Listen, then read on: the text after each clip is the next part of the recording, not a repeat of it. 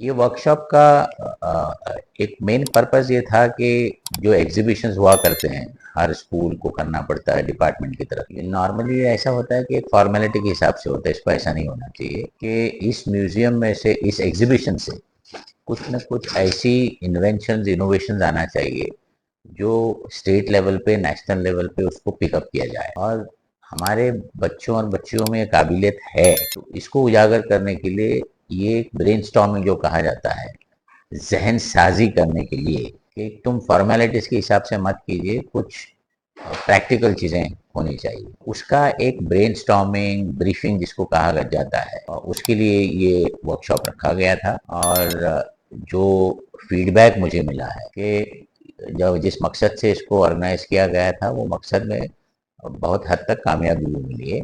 और जैसा मैंने कहा, टीचरों की जहन साजी भी करनी होगी कि आपको प्रोएक्टिव होना चाहिए, क्योंकि नई एजुकेशन पॉलिसी जो आई है उसमें इस पर ज़्यादा फोकस किया गया है स्टैंडर्ड 6 के बाद ही।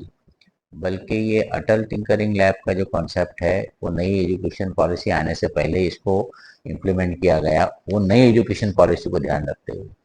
और एक सैफ तैयब जी ने जो लैब का इनाग्रेशन किया था उस दौर में, आज वहाँ से बहुत सारे रिसर्च अच्छे अच्छे हो रही हैं। और एक रिसर्च वर्टिकल टरबाइन का जो हुआ, उसको नेशनल नहीं इंटरनेशनल अवार्ड भी मिला। तो ये उर्दू मीडियम के जो स्कूल्स हैं, इसमें कमज़ोर तबके के बच्चे बच्चियाँ आती हैं, लेकिन उनमें भी बहुत टैलेंट है और उनको मौके देने चाहिए उनके टैलेंट को एक्सप्लॉइट करने के लिए। तो मेरे ख्याल से आज का जो वर्कशॉप जो मुंतखब किया गया डिपार्टमेंट की तरफ से, या मेरे ख्याल से टीचर्स एसोसिएशन ने किया, ऑल इंडिया ने, तो ये इनका अच्छा काम रहा। और इस तरह के वर्कशॉप बार बार होने चाहिए।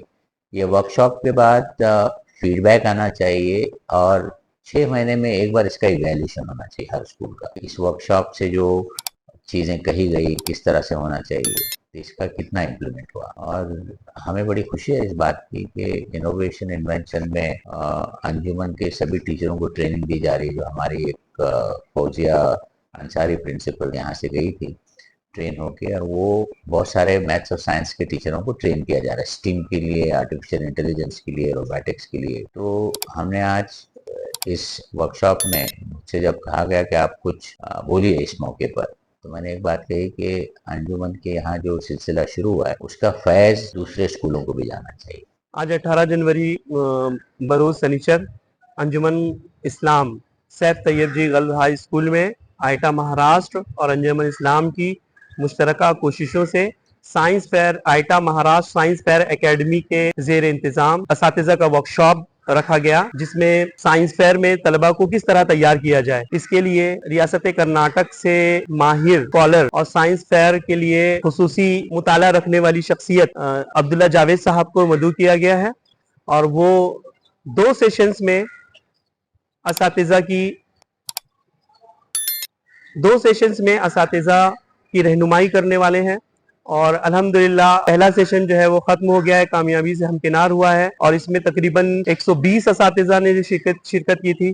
दूसरा सेशन 2 बजे से 5 बजे के दरमियान जो है वो मुनक़िद किया जा रहा है, जिसमें तकरीबन 115 टीचर्स जो है वो हाजिर हैं अभी, और असातिज़ा का सिलसिला जारी है, असातिज़ा की आमद का सिलसिला जारी है, तरबियत हासिल कर रहे हैं। और इंशाअल्लाह हमें उम्मीद है कि वो अपने स्कूलों में जाकर अपने तलबा को साइंस फेयर के लिए जो है वो तैयार करेंगे। और साइंस फेयर में तलबा अपनी रिसर्च और अपनी तहकीक जो है वो पेश करते हैं।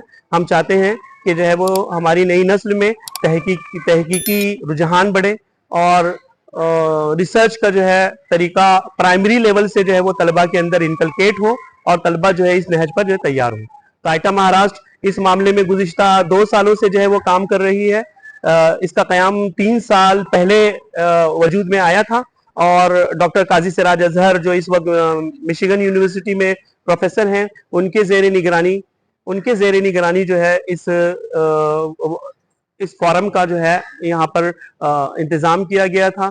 और इसे बाकायदगी से इसके तहत जो है वर्कशॉप्स रखे जा रहे हैं, असातिज़ा की तरबियत की जा रही है, तलबा के लिए भी जो है वो ऑनलाइन मुकाबले का इनेकाद हो चुका है। अब जो है इंशाअल्लाह हमारा अगला जो कदम होगा उसमें साइंस फेयर तलबा के लिए जो है वो मुनक्किद किया जाना है। और आज के इस वर्कशॉप में हम असातिज़ा को एक पैगाम दे रहे हैं और उनको जो है वो इनकरेज कर रहे हैं, उनको तरगीब दे रहे हैं कि वो आइंदा जो है जुलाई या सितंबर के महीने में अपने तलबा को साइंस फेयर के मुख्तलिफ मौज़ूआत के तहत यहाँ पर लेकर आएँ और तलबा के अपनी रिसर्च पेश करें। इस तरह से तलबा में साइंसी तहकीक का रुझान बढ़ाने के लिए आईटा महाराष्ट्र कोशिश कर रही है और हमें उम्मीद है कि हम इंशाल्लाह इस मिशन में इंशाल्लाह बहुत जल्द कामयाब होंगे। अस्सलाम वालेकुम वरहमतुल्लाहि वबरकातुहू। अजीज साथियों, आपको ये बताते हुए बड़ी मसरत और खुशी हो रही है कि हमारा आईटा का ये जो प्रोग्राम था साइंस फेयर का, ये आईटा पालघर और मुंबई की इश्तराकी तौर पर हुआ और इसको कामयाब बनाने के लिए पालघर आईटा के सदर तनवीर सर और हम तमाम टीम वर्क मिलकर जो है एक महीने से जद्दोजहद की और हम शुक्रगुजार हैं अंजुमन इस्लाम के और डॉक्टर काजी साहब के और शमा तारापुर वाला के, जिन्होंने इस स्कूल का प्रेमाइसिस और हमारी मदद की। और इस तरह से तमाम बीएमसी के हेडमास्टर्स और ख़ास तौर से हमारे बीट ऑफिसर अलमास अफरोज साहिबा, जिनके ताउन से और हेडमास्टर्स की और प्राइवेट एचएम्स की मदद से अल्हम्दुलिल्लाह आज ये अंजुमन इस्लाम साहिब तैयब जी में जो प्रोग्राम हुआ बहुत ही कामयाब हुआ। सुबह के सेशन में तकरीबन 120 से 125 असातिज़ा ने इसमें शिरकत की और जिस वक्त ट्रेनिंग ले रही थी उस वक्त ऐसा महसूस हो रहा था, लोगों के तासुरात से जानने से लगा और बड़े खुश हुए और उन्होंने कहा कि इस तरह के प्रोग्राम हमेशा होने चाहिए।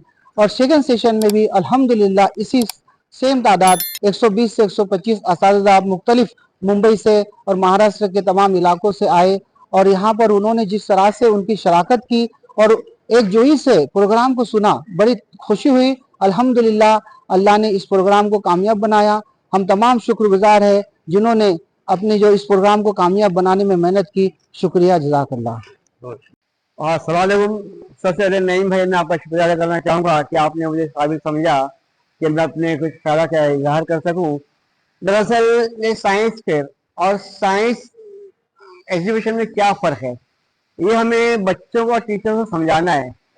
तो हम एक्सपर्ट्स को बुलाते हैं और इस नहज पर बच्चों की तख्लीकी सलाहियत को उभारने के लिए और टीचर्स को गाइडेंस देने के लिए और फाल बनाने के लिए इस तरह के वर्कशॉप का इनेकाद करते हैं। 2 साल पहले हमने डॉक्टर काजी सिराज अजहर साहब का वर्कशॉप रखा था, ये Anjuman Islam Saif Tayyab girls high school में। वो 2 रोज़ा था। उसका मकसद यही था कि साइंसी एग्जीबिशन को हटाया जाए और एग्जीबिशन से बेहतर नुमाइश ना रखते हुए साइंस फेयर के प्रोग्राम रखे जाए।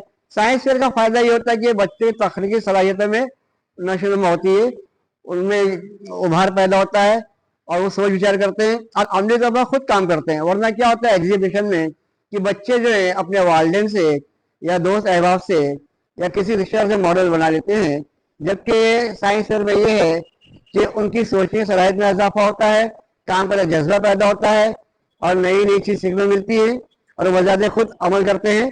तो आईटा रियासती सतह पर आईटा ने पालघर और मुंबई के इश्तराक से और Anjuman Islam Saif Tayyab girls high school के इश्तराक से यहाँ पर एक वर्कशॉप रखा है। इसका मकसद यही है कि टीचर्स को मुतलिक और फाल बनाया जाए और न्यू एजुकेशन जो पॉलिसी है उस पॉलिसी के ज़िम्मन में तीसरी से टीचर्स को बच्चों को साइंस मजमून में प्रोजेक्ट की तरफ और तख्लीकी सलाहियत की तरफ गामजन करने का मनसूबा बनाया है और हम उसी मनसूबे पे अमल कर रहे हैं। अब किस कदर कामयाबी मिलती है ये हमारे टीचर्स के फीडबैक से हमें पता चलेगा।